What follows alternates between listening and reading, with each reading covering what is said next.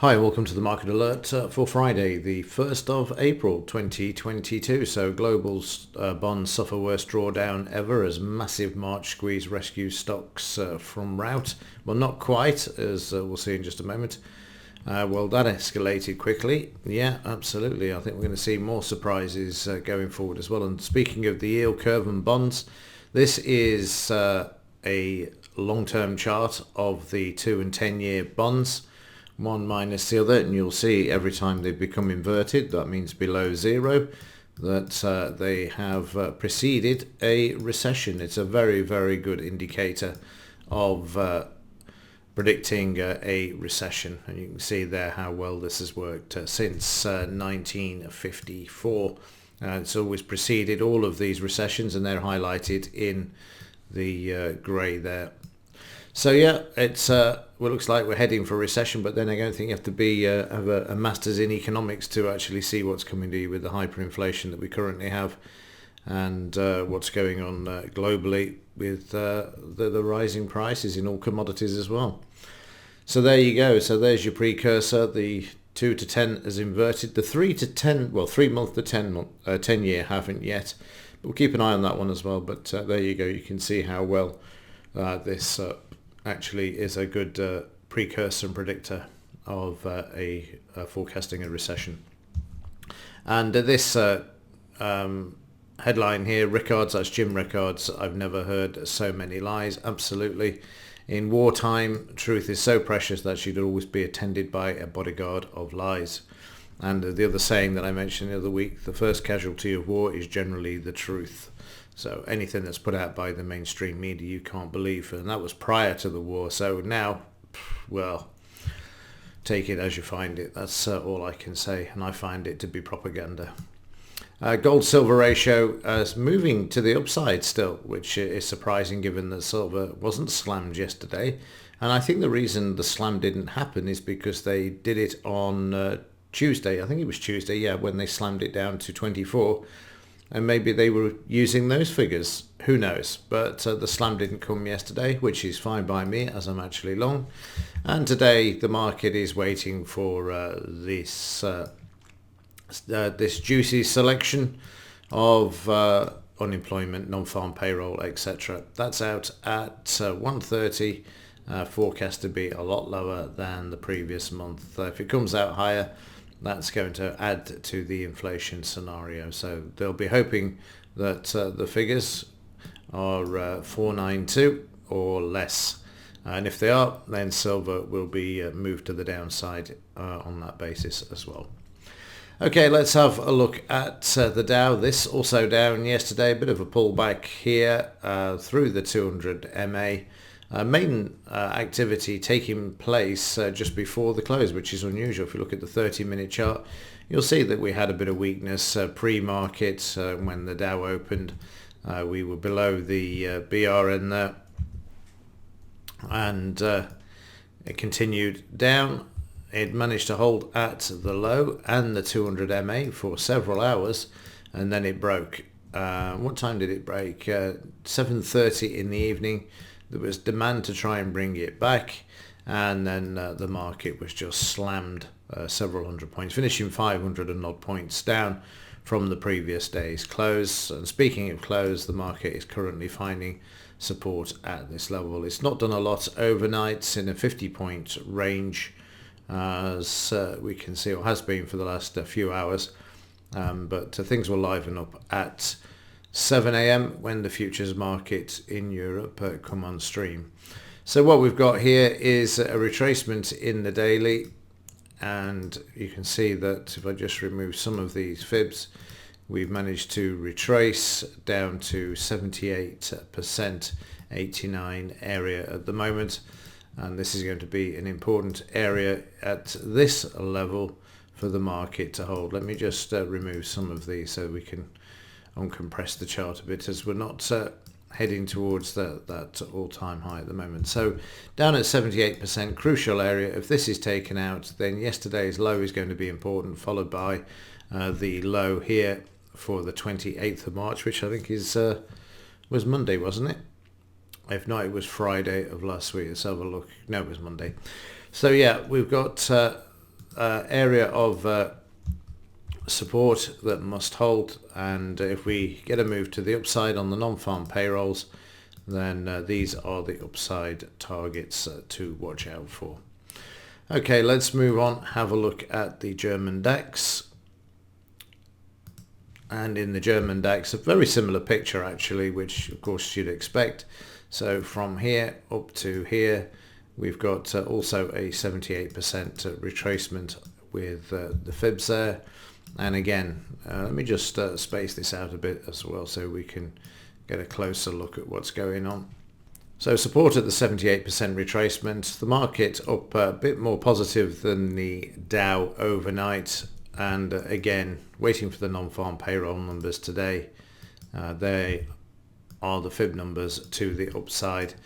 Should the numbers be positive and the market starts to make its way to the upside. On the downside, 78 and 89 must hold yesterday's low, and then we've got this low here, which you could always draw in another fib from there down to here as well, but it's going to be more or less ballpark. The 89 is just going to be above that green line there. So that's the daily for the DAX. Yesterday's 30 minutes, well, we started on the positive, the market moving to the upside, became just about overbought, and the same thing as the Dow. The market closed below the DP there, and then sailed down to the 200 where it found support. And then when the Dow kicked in, I think this is the Dow, yes, 1430, so the market took out the 200 MA, and then it sailed all the way down following the Dow. Not a single green bar in sight, staying below the 5-bar moving average with the parabolic, down to the S2 where it found support, and then overnight prices have bounced off the close. This is the low to watch out for if you get a reversal off here, because that will take you down then to the next 89-78% retracement in the daily chart. In yesterday's 5-minute chart, it was a similar thing here. You've got the market very quiet in the futures. It was in a trading range, but finding support at or between the DP and the 200 MA, which you can see there. Then blasting to the upside, crossover in stochastics, overbought, and then turning red, and then sailing all the way down until lunchtime, where the market then struggled with the 200 MA once more. We had a bounce back here, an 89% retracement, back to a 62% retracement when the market then followed the Dow lower. Again, you've got supply there, the market being overbought as well with divergence. And then in the evening, just as the Dow opened, as I say, it was a bit early for the evening there. As the Dow opened, we had the bounce back, and the market then following the Dow lower as well until we had the bounce there. And then, of course, as we went into the evening, the DAX following the Dow till the close, and then overnight managing to bounce back a bit there. Better range in the DAX there. It's had come back over 100 points overnight as well, so nice bit of volatility there. And in the currencies, an interesting picture there as well. Starting off with the Japanese JPY, you see the market moving back up after finding support at 38%. Again, in the 30-minute chart, you can see this is being achieved overnight. Market bouncing quite nicely. Yesterday the market consolidating, trading up to the DP, coming back, making a double bottom there, and then moving to the upside, trading up to yesterday's high already in the daily chart, and also at the moment showing a bit of weakness because prices have closed below, or trading below, the 200 MA. So to try and re-enter this market, you'll be looking for a retracement at any of these fib levels, but I suspect, like all markets, there'll be a flurry for an hour, and then the markets will be waiting for the non-farm payrolls.